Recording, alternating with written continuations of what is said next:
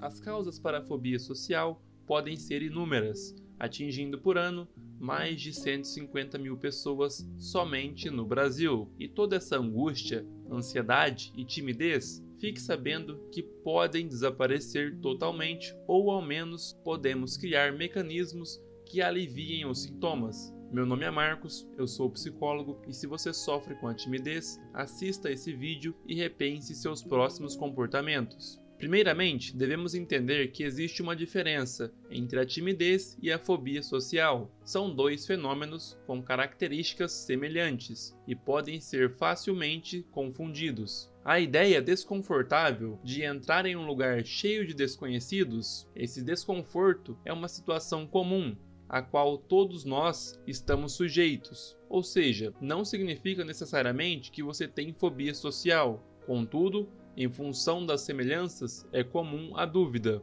É importante que a gente entenda e tire alguns mitos sobre o assunto, como o pensamento de que o sujeito que é tímido não gosta de se relacionar. A pessoa com timidez gosta de se relacionar, só que em pequenas frações, limitando sua interação social. Agora, o fóbico social possui um pavor de interações sociais. É uma timidez excessiva, sendo um tipo de transtorno de ansiedade. E o quadro se estende. O medo é muito maior.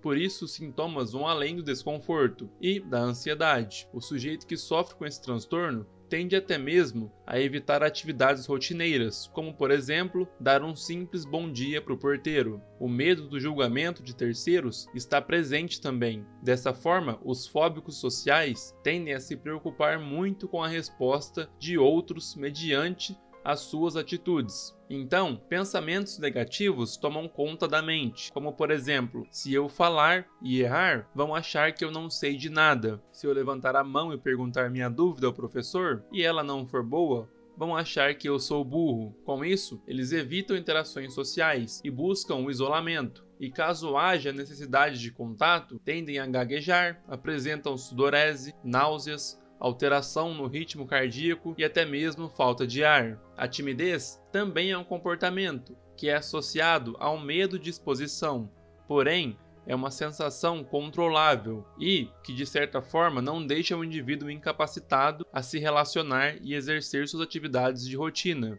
A ansiedade no tímido vem de forma moderada, apresenta um aumento, mas não chega ao nível do pavor ou de fuga.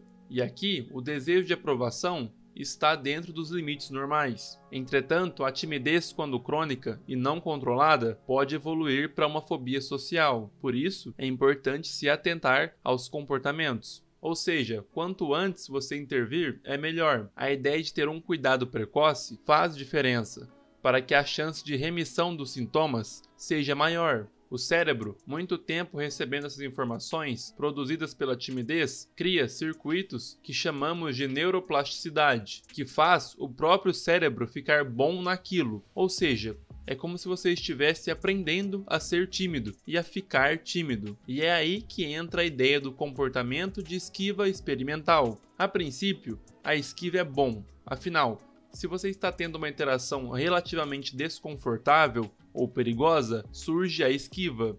Então é algo bom, porém, a longo prazo, pode produzir algo chamado de inaptidão comportamental. Por exemplo, um indivíduo que tem dificuldade em falar em público está produzindo um novo projeto para apresentar no trabalho. Todavia, no dia da apresentação, seu parceiro diz que apresenta sozinho, que ele não precisa se preocupar. Aquilo então gera um reforço para a pessoa que já tem um problema de falar em público. O cérebro desse sujeito já entende como algo positivo essa esquiva, então gera um sinal de recompensa. Putz, que bom que eu me livrei disso. Esse reforço é gerado e armazenado no cérebro como recompensa, e em situações futuras que necessitem da execução do comportamento de falar em público, a tendência é que você continue se esquivando cada vez mais, e quando menos se espera, abre-se um quadro de fobia social. E era aqui o ponto que eu queria chegar. Você entende o quão prejudicial a esquiva pode ser para sua vida? Você mesmo já deve ter perdido oportunidades, justamente por ter esse medo de falar, esse medo de agir, pois saiba que tem como mudar isso. E o primeiro passo é entender e aceitar suas dificuldades. Com isso em mente, vamos eliminando aos poucos a esquiva, mudando o seu comportamento e se expondo mais. Isso, dentro da psicologia,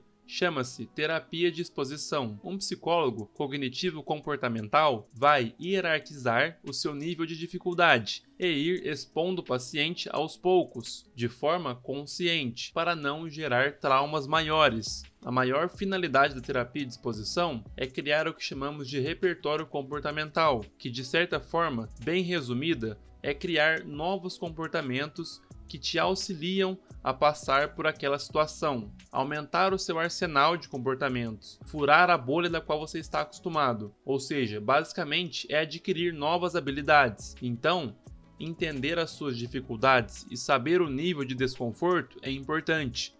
Seus medos e inseguranças não vão sumir de uma hora para outra se você não criar o caminho para superá-los, um degrau por vez. Aos poucos, enfrentando seus medos, se a sua dificuldade é falar em público, comece falando com um desconhecido, dando bom dia, boa noite. Aos poucos, tente puxar conversa, saia com os amigos ou com a família e fale com o garçom. Discorra sobre algum assunto com a pessoa, depois 2, 3, 4, até que você consiga fazer uma apresentação na faculdade, sem sentir medo dos seus colegas ou da ideia de falar. Não se esquive mais. Vou falar novamente porque é muito importante. Não se esquive mais. Isso é o melhor que você pode fazer para você mesmo. E eu garanto que o seu eu do futuro vai te agradecer por você tomar um novo rumo e mudar o seu comportamento perante um desafio. Para de fugir do que você tem medo.